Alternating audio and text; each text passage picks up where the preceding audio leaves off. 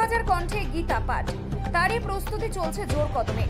নদিয়া জেলার মরুটিয়া অঞ্চলের বালিয়াডাঙ্গা স্কুল মাঠে সনাতনীদের এক বিশাল ধর্মসভা, নারী সুরক্ষা সম্মেলন ও 2000 কণ্ঠে গীতা পাঠ হবে রবিবার। তারই প্রস্তুতি চলছে জোর কদমে। এই গীতা পাঠ করতে আসছেন সত্যভাগবত দাস গোস্বামী মহারাজ ও পান্নালাল দাস অধিকারী।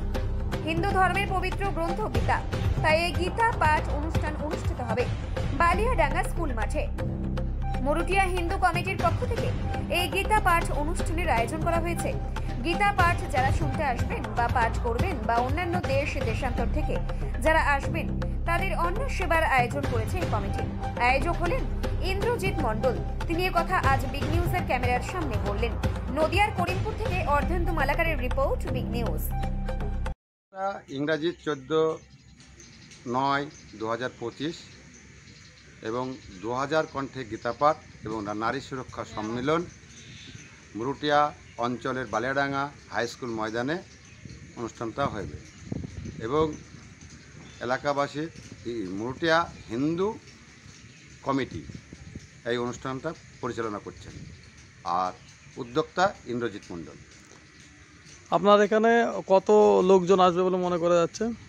আমার আইডিয়া 2000 কণ্ঠে গীতাপাঠ হবে, আরও আনুষঙ্গিক আরও হয়তো 2000 লোক আসবেন এবং প্রসাদেরও ব্যবস্থা করা আছে।